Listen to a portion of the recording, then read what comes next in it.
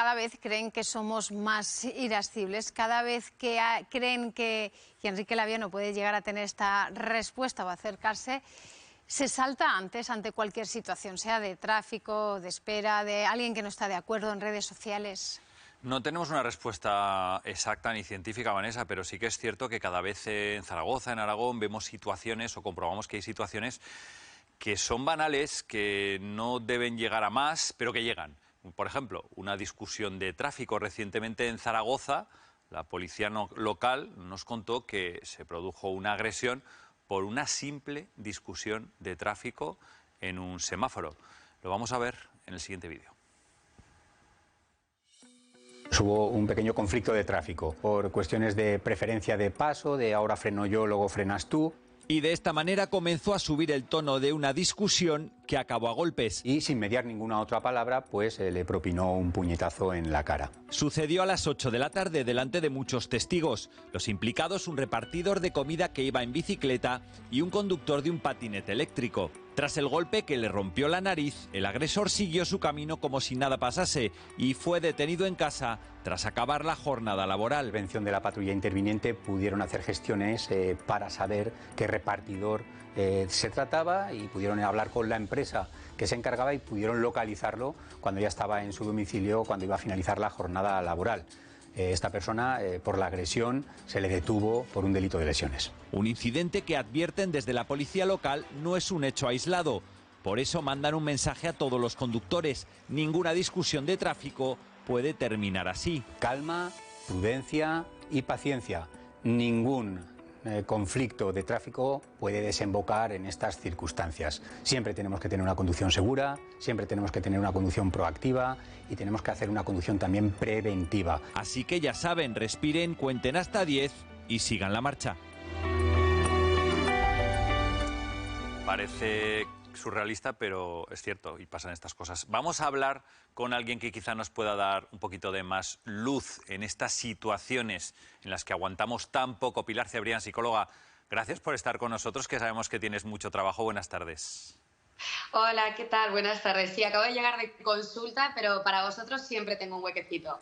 ¿Estamos más nerviosos? ¿Saltamos antes? Sí, saltamos mucho antes y es cierto que tienen un poco de responsabilidad las redes sociales, los videojuegos. Hemos creado como una especie de habituación a la violencia y como lo vemos más, nos parece como más normal, ¿no? Y esto también hace que no nos salten las alarmas a la hora de enfrentarnos a una situación violenta, no nos llama tanto la atención. Pilar, y frente a esto, ¿cómo habría que trabajarlo? ¿Qué podríamos hacer? Mira, pues tenemos que tener en cuenta que cualquier tipo de conducta intensa, como es la ira en este caso, se localiza en lo que es la zona de la amígdala de nuestro cerebro, que es la responsable de las emociones intensas. Cuando la amígdala secuestra al resto de nuestro cerebro, lo que es el núcleo prefrontal, que es esa área de nuestro cerebro responsable de la toma de decisiones, de la resolución de problemas, es como si se quedara anestesiada. Y entonces el cortisol aumenta la ansiedad y precisamente aumenta esa incapacidad de encontrar soluciones. Sí que es verdad que obviamente parar siempre va a venir bien porque todo lo que es respiración diafragmática hace que esa amígdala también pare, pero hay pequeños trucos sencillos para parar la amígdala, no solo en casos de ira, sino cuando empezamos a tener pensamientos rumiantes que nos generan malestar. El famoso dicho, Pilar, de vamos a contar primero hasta 10. Espera un poquito con nosotros, que vamos a salir a la calle para ver qué piensan los aragoneses, a ver qué nos dicen. Discute más la gente, menos tranquilidad en la vida. Por Twitter, desde luego, todo está muy agitado. No lo sé, no soy muy sociable realmente. Se ve muy nerviosa. Hasta yo estoy nerviosa. ¿Por qué? Porque sí, ya se nota también el invierno, el frío, el día que hoy mira el día hoy. Creo por los precios de las cosas, el dinero. Después de la pandemia yo creo que todo el mundo está como muy borde, que no sabe qué hacer con su vida, por ejemplo yo, pero sí, lo noto. Y que a lo mejor saltas más a la gente. Sí. Por ejemplo, ¿en qué sentido? A mis padres, siempre, pobrecicos. Los quiero mucho, pero... ¿Les pides perdón desde aquí? No, bueno, desde aquí sí, pero de normal no. A los padres, a la gente que está con nosotros. Pilar, una última pregunta. ¿Y las redes sociales son un espejo de lo que pasa en la calle. Entendemos que sí, ahí también, digamos que perdemos antes los estribos.